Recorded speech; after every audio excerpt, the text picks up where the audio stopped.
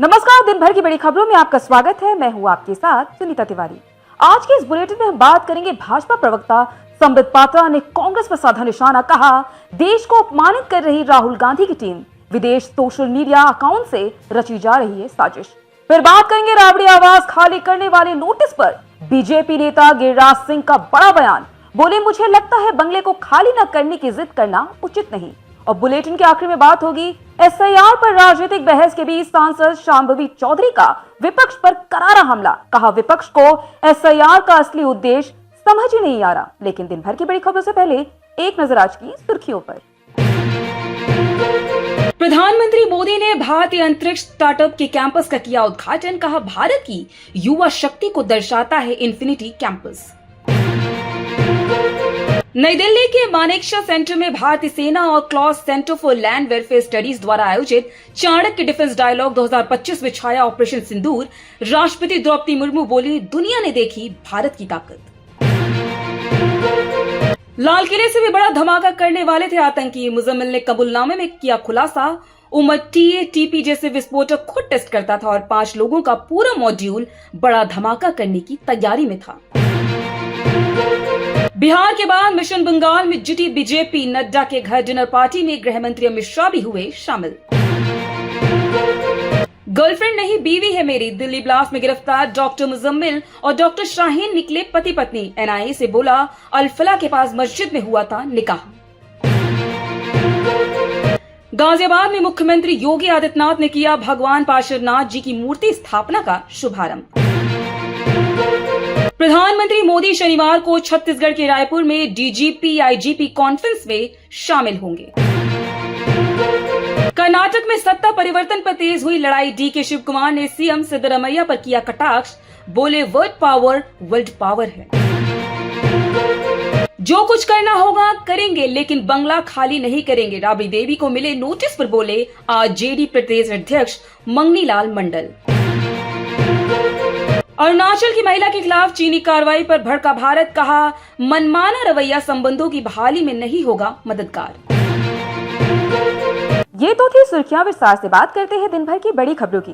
भाजपा ने गुरुवार यानी आज एक प्रेस कॉन्फ्रेंस में कांग्रेस पर विदेश से संचालित होने वाले खातों के जरिए भारत की छवि खराब करने का आरोप लगा दिया है। पार्टी के प्रवक्ता संबित पात्रा ने कहा कि लगभग 2014 से लगातार कांग्रेस पार्टी, विशेषकर राहुल गांधी और उनकी team, social media team, advisory committee की टीम और लेफ्ट के जाने माने चेहरे देश के प्रधानमंत्री नरेंद्र मोदी और भारतवर्ष को अपमानित करने के लिए कोई कसर बाकी नहीं छोड़ रहे हैं।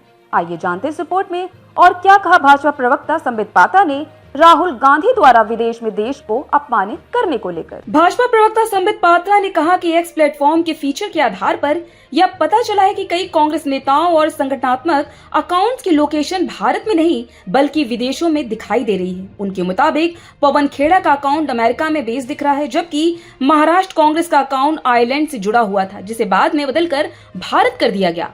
हिमाचल कांग्रेस का अकाउंट थाईलैंड से जुड़ा बताया गया। बता दें कि प्रेस कॉन्फ्रेंस को संबोधित करते हुए संबित पात्रा ने कहा कि कांग्रेस, राहुल गांधी और वामपंथी दलों के जाने माने चेहरों ने 2014 में बीजेपी के सत्ता में आने के बाद से प्रधानमंत्री नरेंद्र मोदी और भारत का अपमान करने में कोई कसर नहीं छोड़ी है। उदाहरण के लिए ऑफिशियल भाजपा अकाउंट अपना स्थान भारत में ही दिखाता है। भाजपा के national information and technology department के हेड अमित मालविया का सोशल मीडिया अकाउंट भी भारत में ही दिखाया गया है और मेरा अपना अकाउंट भी भारत दिखाता है।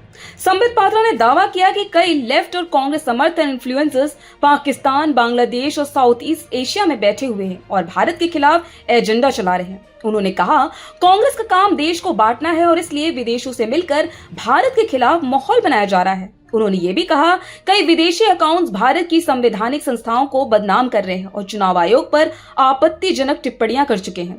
बीजेपी सांसद ने आरोप लगाया कि विदेशी प्लेटफॉर्म से 3 तरह का नैरेटिव सेट किया गया है। पहला वोट चोरी का, दूसरा प्रधानमंत्री नरेंद्र मोदी को कमजोर दिखाने की कोशिश यानी ऑपरेशन सिंदूर और तीसरा संघ व मोदी के खिलाफ लगातार हमले करना। उन्होंने कहा यह संगठित साजिश और देश को बदनाम करने की कोशिश की जा रही है।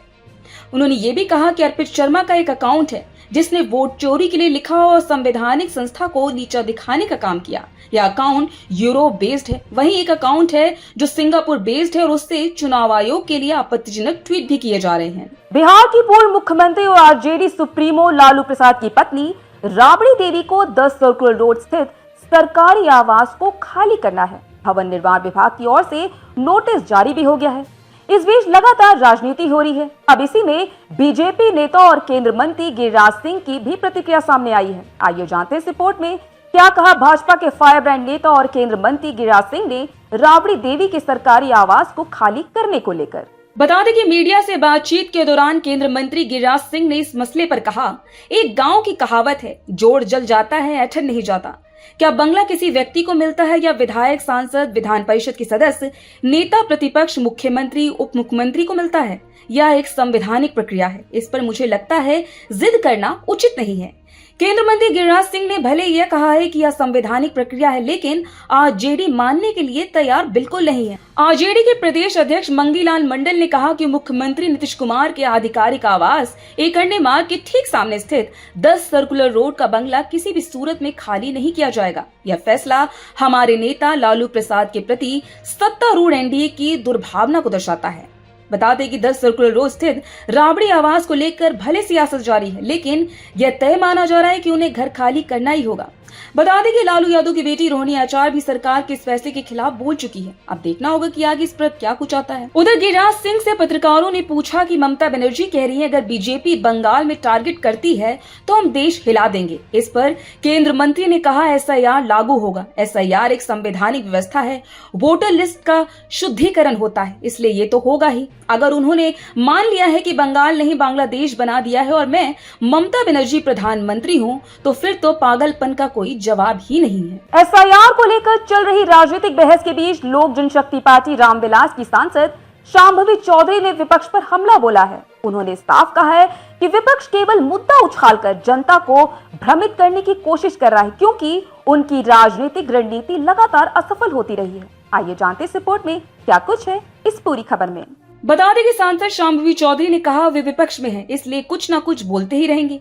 उन्हें एसआईआर का असली उद्देश्य समझ ही नहीं आ रहा है। एसआईआर इसलिए लागू किया जा रहा है ताकि लोकतंत्र के सबसे बड़े अधिकार यानी मतदान के अधिकार को और मजबूत किया जा सके। सांसद ने ये भी कहा कि देश भर में विपक्ष की स्थिति लगातार कमजोर होती जा रही है। उनकी रणनीतियां बार बार फेल हो रही हैं। वे चुनाव में लगातार हार रहे हैं और अब एसआईआर को ढाल बनाकर अपनी राजनीति बचाने की कोशिश कर रहे हैं। उन्होंने विपक्ष पर जनता में अनावश्यक डर फैलाने का आरोप लगाया। उन्होंने कहा ये लोग जनता को डराने का काम कर रहे हैं। बिहार में भी एसआईआर को बहुत बड़ा मुद्दा बनाने की कोशिश की गई, लेकिन बिहार की जनता ने उन्हें मुंह तोड़ जवाब दे दिया। शांभवी ने दावा किया कि लोगों ने यह समझ लिया है कि एसआईआर किसी के अधिकार छीनने के लिए नहीं, बल्कि नागरिक अधिकारों को और मजबूत बनाने के लिए किया जा रहा है। एसआईआर देश के नागरिकों की पहचान और अधिकारों को सुरक्षित करने का एक सशक्त माध्यम है।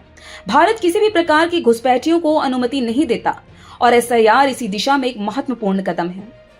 शांभवी ने आगे कहा कि जब देश की सुरक्षा को प्रभावित करने वाले तत्वों पर सख्त निगरानी जरूरी है, तब एसआईआर जैसी व्यवस्थाएं और भी अहम हो जाती हैं। राज्य और केंद्र दोनों स्तरों पर एसआईआर को लेकर राजनीतिक तापमान लगातार बढ़ रहा है। विपक्ष इसे संदिग्ध बता रहा है, जबकि समर्थक इसे बेहतर प्रशासन और सुरक्षित नागरिक अधिकार की दिशा में बड़ा सुधार बता रहे हैं। तो आज इस बुलेटिन में इतना ही। आप देखते रहिए द लोकसभा।